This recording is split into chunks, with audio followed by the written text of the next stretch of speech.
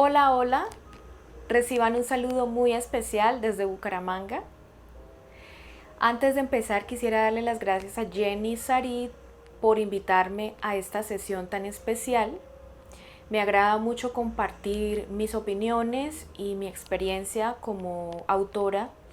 Y primero que todo quiero agradecerle a Jenny y me quiero presentar formalmente a sus estudiantes de Derecho de la Unisan Hill. Espero que esta sesión sea de agrado y que esas preguntas que me enviaron sean respondidas de manera muy satisfactoria. Bueno, como ya deben saber, yo soy la autora de la novela corta La tiranía del elogio y en esta sesión voy a responder las preguntas en dos partes. En la primera parte voy a hablar sobre todo del libro. Y en la segunda parte ya hablaremos un poco más sobre asuntos sobre la escritura como tal, la experiencia de escribir y del lenguaje. Bien, entonces en esta primera sesión me presento, soy Yuri Sandoval Rosas, de profesión soy docente de inglés y español como lengua extranjera. Me dedico a escribir relativamente hace poco, de manera formal desde 2020, en antologías de narrativa y de poesía. También pertenezco al colectivo de poetas Guanentá junto con Jenny Sarit y otros grupos también poéticos. La primera pregunta es, ¿en qué se inspiró para escribir La tiranía del elogio? La inspiración de este libro viene por experiencias personales, pero también de asuntos y de también anécdotas de otras mujeres, de otras personas y otros ambientes que han marcado mi vida de alguna manera y quise mostrar esa historia para sensibilizar al lector y sobre todo para visibilizar esas prácticas que a veces normalizamos, pero que realmente pueden causar daño y son más, pueden ser más serias que de lo que pensamos. Entonces es una inspiración tanto personal como de otras personas que también pasaron por cosas así. Pero es ficción, como lo dice, es, bueno, como se dan cuenta es literatura, como tal es arte, no es una memoria ni una biografía. Entonces, pues es ficción inspirada en cosas muy realistas. La segunda pregunta es, ¿qué relación tiene la historia de esta novela con el derecho? Para empezar, esta es una historia que menciona algunos delitos de índole sexual. Eh, y es un delito que a veces se mantiene en secreto por mucho tiempo y que las personas del común y en las empresas como tal no saben cómo manejar, no saben cómo abordar ese tipo de delitos dentro de una organización, dentro de una empresa. Y a veces simplemente los ignoran porque las víctimas prefieren callar o cuando callan es difícil que les crean. Entonces creo que es evidente en la novela cómo los delitos de esa índole sexual a veces no son abordadas de la mejor manera por ignorancia, por tabú. Y vemos a lo largo de la historia también que a veces no se llega a un delito, pero puede empezar a gestarse la idea de llegar a cometerlo.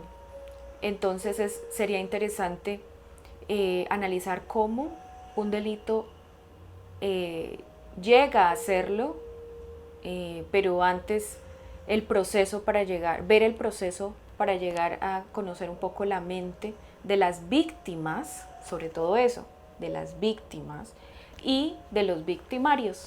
Entonces creo que esa es la relación más evidente con el derecho. La siguiente pregunta me hizo reír un poco. No sé por qué pensaría en eso, si no lo he dicho, pero bueno. ¿Se considera feminista? Bueno, si estamos hablando de feminismo como un movimiento social enfocado en la equidad de género, en la justicia social y en la importancia de visibilizar la digamos, el dolor de las mujeres a través de la historia al haber sido víctimas de maltratos, de injusticias, de situaciones muy dañinas. Y si estamos hablando de feminismo como un esfuerzo para, para, para que las mujeres también tengamos un reconocimiento en nuestras profesiones, en nuestro arte y en buscar la empatía. Por supuesto, soy feminista, soy muy feminista, me encanta visibilizar esos abusos, creo que utilizo mi escritura para dar a conocer muchas situaciones que me han molestado como mujer y como ciudadana. Entonces sí, definitivamente soy feminista, me gusta apoyar los proyectos de las mujeres y trato de que siempre haya una buena relación entre mujeres, hombres y en general entre la humanidad. La siguiente pregunta me encanta. Dice, ¿los hombres pueden leer su libro y qué les aporta? Muchísimo. De hecho, lo han leído varios hombres. Y los hombres que lo han leído me han dicho que han comprendido mejor lo que sienten las mujeres frente a ciertas situaciones. Especialmente los ha hecho pensar sobre el tema de los piropos, de los elogios excesivos y de las circunstancias en que se dan.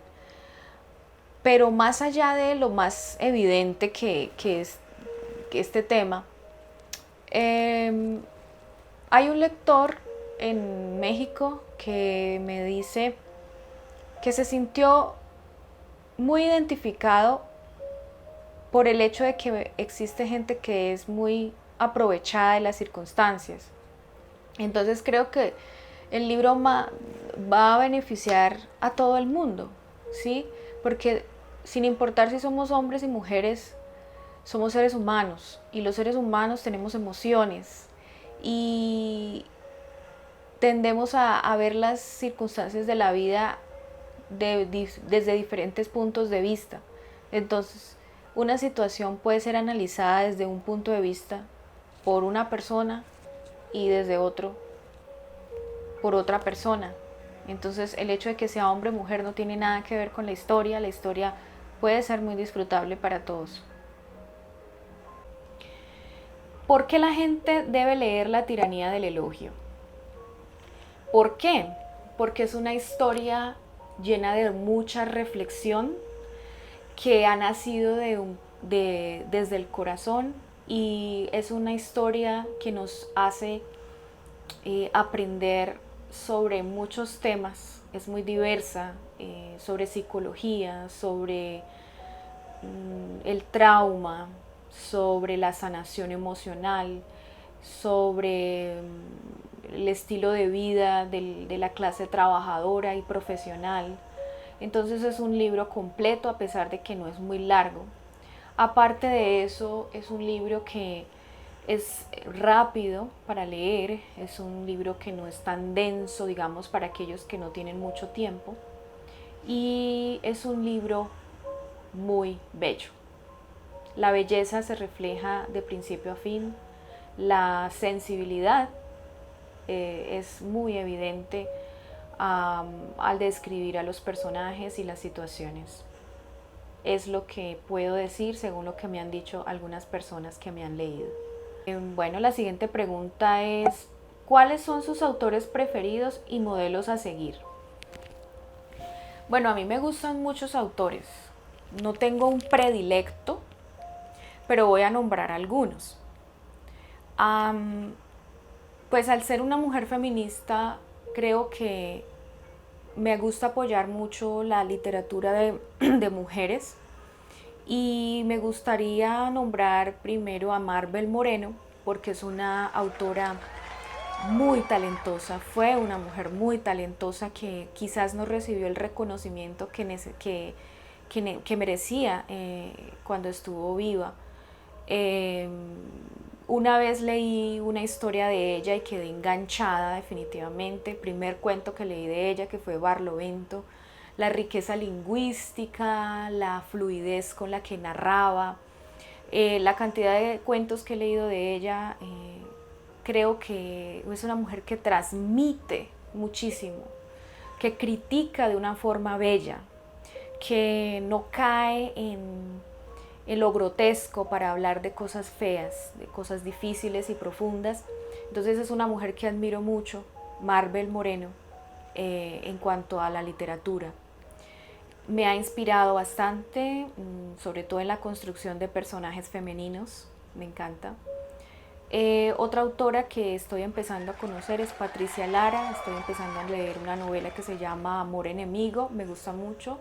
Lo que he leído hasta el momento me enganchó, me parece que también es muy talentosa esta periodista.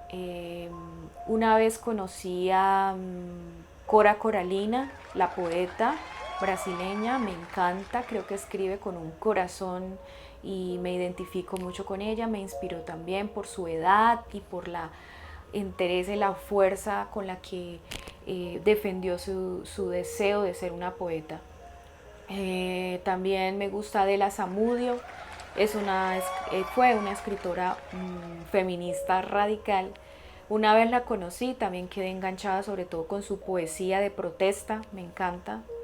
Y muy talentosa también, fue una profesora que no recibió ese reconocimiento allá en Bolivia, pero hoy en día la leo y me gusta mucho. En cuanto a otros autores, por supuesto me gusta García Márquez, es nuestro novel y me encanta su forma de narrar, esa chispa en sus obras. Eh, digamos que me ha influenciado mucho en la manera como cierra las historias, digamos los finales, me gusta mucho cómo los cierra, era muy, no, un autor muy, digamos, muy diestro para cerrar historias, entonces me gusta mucho.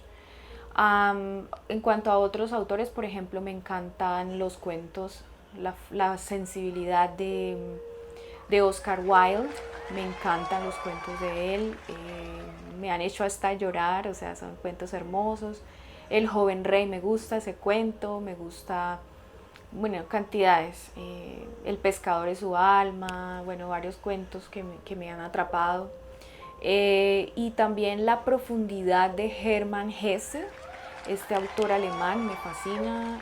Es difícil de leer a veces, creo, pero también es muy profundo, lo cual me hace como enriquecerme en lo más profundo de mí, es una inspiración. El amor al arte que él también promovía, este novel. Y también no puedo dejar a un lado a las obras de psicología de Carl Jung, por supuesto, no lo puedo dejar a un lado porque ha sido de gran inspiración, sobre todo para mi primer libro de cuentos, Historias para almas sensibles. He aprendido muchísimo sobre asuntos sobre los sueños, sobre la sombra, sobre la parte negra de nosotros como seres humanos. También me ha influenciado muchísimo. Ahora vamos a pasar a la segunda parte, que es más sobre la escritura y no tanto sobre mis obras. La primera pregunta es, ¿cómo me organizo para escribir? Bien, esto depende de cada persona, depende de las circunstancias, de su trabajo, de sus objetivos, o sea, no hay una respuesta única para esto. Lo que yo he hecho es, pues yo soy una persona como muy perfeccionista con el tema del orden y del horario, tengo que planearlo todo. Y pues para mí lo importante es siempre por escrito tener las actividades pendientes para que sean visibles a mí todo el tiempo y saber en qué horarios tengo más disponibilidad para sentarme tranquilamente y producir algo.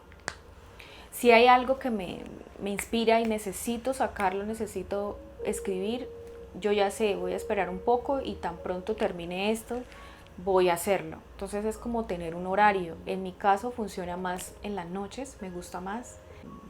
Tengo mi propio archivo solamente con ese objetivo, un archivo en mi computadora, y ahí en ese archivo guardo todas, tengo clasificado poesía, cuentos, cosas incompletas, novela, ideas, cosas así. Entonces es organizar un archivo que sea para eso y mirar qué horario se ajusta para uno, ¿sí? Y una vez tenga eso, pues adecuar un lugar solo, un lugar tranquilo, en donde sienta inspiración, donde me siente tranquila y tenga los medios, buena luz, una buena silla y así creo yo. Eso es como así es como uno se organiza.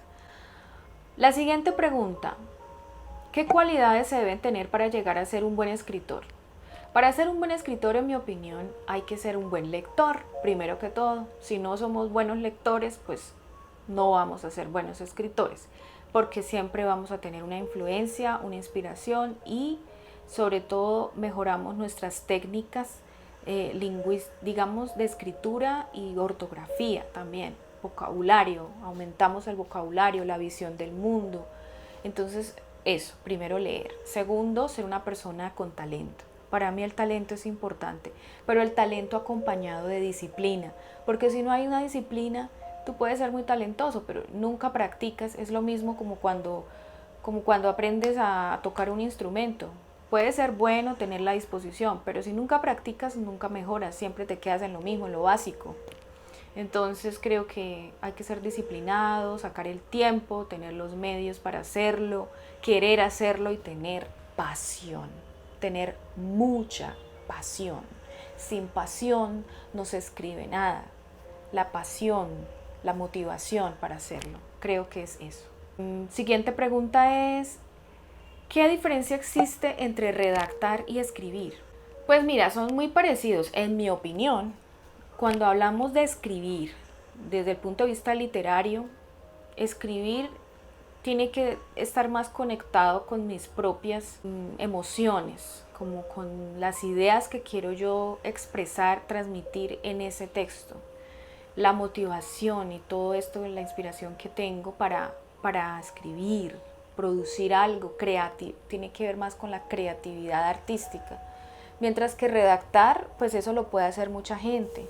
La redacción es una parte de la escritura, es como la organización textual, como yo aprendo a iniciar, desarrollar y concluir un texto, redactarlo bien, con cohesión, con coherencia, con buena ortografía, con puntuación. La redacción es lo más técnico y evidente de un texto. Ya la escritura, como ya lo dije, pues tiene que ver más con el contenido, me parece a mí. La siguiente pregunta dice: ¿qué opinas sobre el lenguaje inclusivo que hoy en día las nuevas generaciones y tendencias desean imponer? Bueno, esta pregunta me parece algo capciosa, algo rara, porque en primera medida se nota una aversión como porque dice desean imponer. Pues yo no creo que impongan realmente. Yo opino que es una tendencia y pues como persona que busca la justicia social, me parece que todo lo que tenga que ver con inclusión es algo positivo, independientemente de que sea lenguaje, actividades, el tipo de personas que queremos incluir en las diferentes situaciones. No creo que sea algo, digamos, algo tonto, que así lo han llamado. ¿Por qué? Porque si estamos hablando de lenguaje inclusivo como yo lo entiendo, como maestra de idiomas, el lenguaje inclusivo de hecho ayuda a mejorar la comprensión de un discurso. Por ejemplo, en este cuadro podemos ver cómo en el pasado nos expresábamos de una manera y que hoy en día lo decimos de otra manera para ser más claros. Por ejemplo, si hoy en día, si nos ajustamos a nuestra cultura a la modernidad, en donde las mujeres salen a trabajar, en donde, digamos, hay más libertad, derechos, etcétera. Pues no es lo mismo decir en inglés, por ejemplo, a policeman, cuando podemos decir police officer, refiriéndonos a la mujer o el hombre o la persona en general que hace ese trabajo. No decimos manpower, sino workforce, refiriéndonos a la fuerza laboral de mujeres y hombres, y no solo manpower, refiriéndonos a los hombres. Entonces hay una cantidad de expresiones que me parece que son muy buenas para entenderlo. No utilizar, por ejemplo, en inglés estos títulos de Mr., Miss, Mrs., teniendo en cuenta el estado civil como que si es señora, señorita, porque eso no nos interesa en un ambiente laboral, sino más bien usar el primer nombre o el nombre completo. Entonces, si se refieren al lenguaje inclusivo como yo lo comprendo, pues lo defiendo, me parece que es una muy buena iniciativa y que como seres pensantes y que evolucionan tenemos que irnos adaptando a las nuevas generaciones, y la comunicación es un acto de adaptación, ¿sí? No es algo como fijo, el lenguaje cambia. Ahora, si nos vamos para el español, suceden cosas iguales. Si hay palabras que podemos usar en vez de otras que pueden sonar algo ofensivas o que excluyen a ciertos grupos, me parece que es algo bueno. En cuanto a el uso de los artículos, que les y que la y que la o y todo ese tipo de controversia, pues yo en mi experiencia leí un libro en donde lo utilizaban cuando era necesario y realmente ayudaba a entender digamos, la explicación de la autora. Esta autora fue Alma Guillermo Prieto. Lo utiliza en algunas partes de su libro y creo que no afecta para nada la comprensión de la narrativa. Entonces creo que esto, si se usa de forma inteligente, de forma lógica, puede ser útil. La siguiente pregunta es, ¿qué le diría a una persona que quiere escribir bien pero que no le gusta leer? Yo le diría que nunca va a ser un buen escritor y que así no lo acepte, es una realidad, porque sin lectura no hay buena escritura, como lo dije antes en otra pregunta.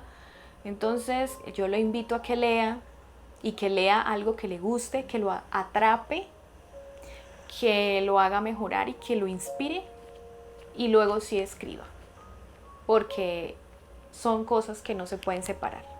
¿Cree que la literatura contemporánea posee calidad? Bueno, la literatura contemporánea contemplaría también mi libro. Entonces, claro que sí, tiene calidad. Y conozco personas que escriben muy bien hoy en día. Entonces, el hecho de que sea contemporánea como tal no le quita que sea buena. Lo que sí debo aclarar es que, debido a las facilidades que nos dan hoy las plataformas para publicar, creo que hay una amplia población, una gran cantidad de población que se está dedicando a publicar demasiado rápido sin hacerle un análisis y una edición correcta. Es más, conozco editoriales con una calidad muy baja, una muy mala calidad, y creo que le están haciendo un daño a los nuevos escritores o aspirantes, porque les están haciendo creer que son muy buenos y se quedan ahí y no exploran, no mejoran. Entonces sí, definitivamente he conocido muy malas editoriales que publican cosas sin revisar, sin hacer una buena corrección de estilo, una buena edición, y están dañando, o sea, de alguna manera las publicaciones. Sí existe ese fenómeno y es triste, pero creo que también existen buenos. Entonces, sí, hay malos, pero también hay buenos. Entonces, pues es como de las dos cosas. Y finalmente, la última pregunta dice, ¿hasta dónde aspira a llegar con la escritura? Pues yo aspiro a llegar hasta que mi corazón lata y hasta que mi cerebro funcione. porque soy una persona que necesita escribir, es una necesidad, no es como un objetivo que me planteé un día y me levanté, no, esto es algo que está en mí, es mi esencia, es mi personalidad, está en mi personalidad y creo que lo haré hasta el final. Escribir como tal, publicar es otra cosa, pero escribir es algo que hago continuamente. Bueno, muchas gracias por este espacio y pues los animo a leer, a escribir y a inspirarse. Que tengan una excelente clase. Bye bye.